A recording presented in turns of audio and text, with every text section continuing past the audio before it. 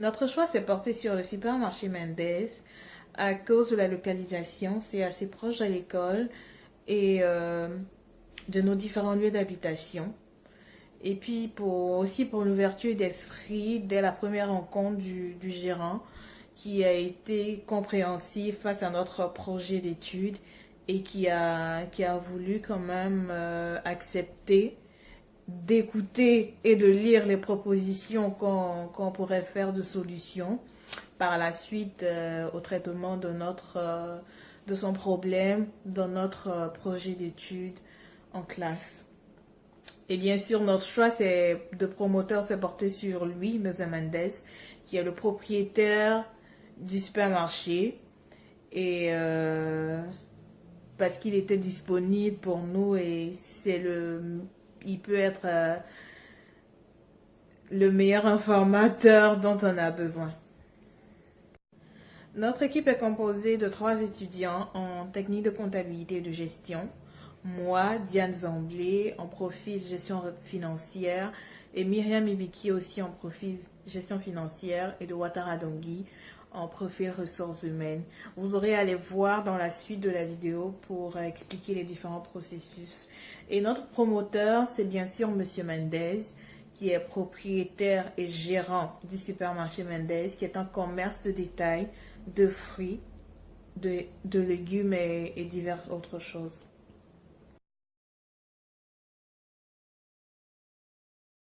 Concernant l'analyse FFOL du commerce Mendes, nous allons déceler comme force. Dans un premier temps, faut dire que le commerce Mendes se spécialisait à, je dirais, environ 40% en produits sud-américains. Donc c'est vraiment une force pour lui. Il s'est diversifié, ça c'est d'un, et il y a environ 40% de ces produits qui viennent d'Amérique du Sud. Donc, et des produits africains. Il y a des prix très concurrentiels aussi. Nous avons la proximité de la clientèle cible. Nous avons fait le tour du commerce dans les alentours. Nous avons vu que c'est un quartier qui est très dense. Il y a plein d'habitations, la population est dense. Il a un gros, disons, marché potentiel aux alentours. C'est vraiment ses forces. Donc, concernant les faiblesses du magasin, du commerce plutôt Mendes, on a constaté que le commerce n'a pas assez d'employés permanents. Donc, ça lui pose un gros problème de main-d'œuvre. Et aussi, parmi ces employés, on a constaté un manque d'éthique. C'est-à-dire, les employés s'absentent régulièrement et en plus sans aviser ou ils avisent au dernier moment le gérant. Nous avons constaté aussi une absence totale de leadership des employés. Total. Donc voilà, les employés viennent, chacun s'attelle à sa tâche. Comme autre faiblesse, on a aussi remarqué un manque d'espace. Ça conditionne, ça pourrait expliquer que il le fait parce que il a pas mal aussi de produits périssables.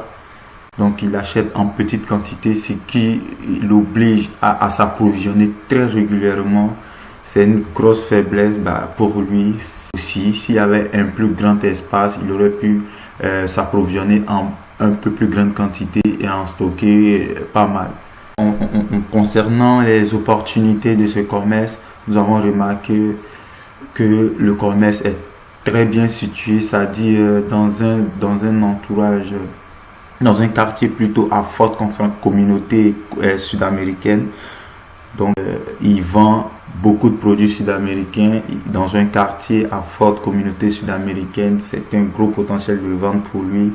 Donc, sans la concurrence aussi, dans tout le quartier, dans les alentours, il y a seulement un seul commerce qui pourrait être un concurrent direct. Donc la concurrence est assez abordable et assez faible dans ce commerce-là. dans ce quartier. Donc c'est plutôt une opportunité pour lui, je pense.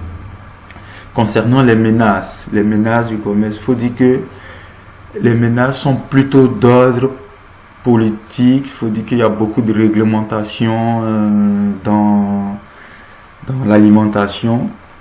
C'est les principales menaces qui le guettent.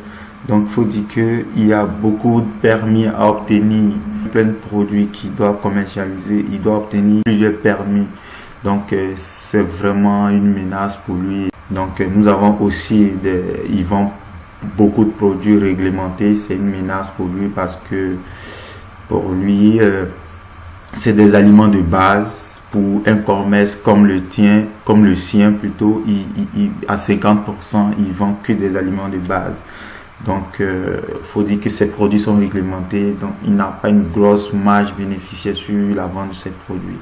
Donc, c'est vraiment aussi, je pense, une menace pour ce commerce. Voilà, en ce qui concerne l'analyse FFOM du commerce Mendes. Concernant l'analyse des problèmes du commerce Mendes, faut dire que nous avons identifié principalement un problème de main-d'œuvre. Faut dire que le commerce a 70% de ses employés qui sont sur base volontaire. Parce que c'est des membres de la famille et tout. Et les 30 autres sont des employés permanents. Donc ça pose un gros souci de stabilité et de permanence au niveau des employés. Donc ce qui arrive souvent, c'est que un employé, il rentre pas travailler et il prévient, souvent il prévient pas qu'il rentrera pas ou il prévient à la dernière minute. Quand il y a un manque d'employés, c'est très compliqué de le remplacer. Ça, c'est l'un des principaux problèmes qu'on a identifié. Aussi, on a identifié un second problème qui est assez lié à celui que je viens de citer tout à l'heure. C'est que le gérant, il est seul à s'occuper de tout ce qui est des tâches administratives et d'approvisionnement. Et en plus de ça, c'est lui qui remplace l'employé qui est censé rentrer, qui ne rentre pas. C'est vraiment trop de charges pour le gérant à lui tout seul. Voilà un peu les deux principaux problèmes qu'on a comment dirais-je, identifiés. À ça, on pourrait ajouter le manque d'espace dans comment on appelle ça, dans le commerce et aussi pour le stockage.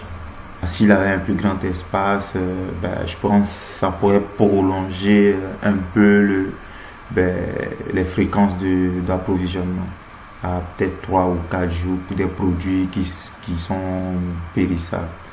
Donc voilà les principaux problèmes qu'on a identifiés et celles qu'on va s'atteler à solutionner, c'est vraiment le problème de main-d'œuvre. Il faut trouver une solution à ce problème-là pour que le commerce il marche, il fonctionne correctement.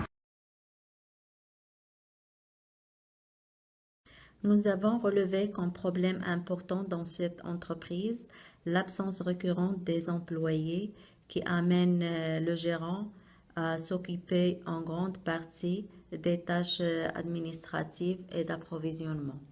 Ceci est un grand problème pour cette entreprise parce que le temps qu'il accorde pour les tâches d'approvisionnement, il devrait normalement le faire pour les tâches administratives. Donc, on peut dire qu'il y a un gaspillage dans la gestion de temps. Pour améliorer ceci, le gérant doit mettre sur pied des règlements très stricts, peuvent aller jusqu'à congédiement. Si un employé veut s'absenter, il doit aviser 2 journées à l'avance pour permettre au gérant d'aller chercher un remplaçant. Et aussi, le gérant doit déléguer les tâches.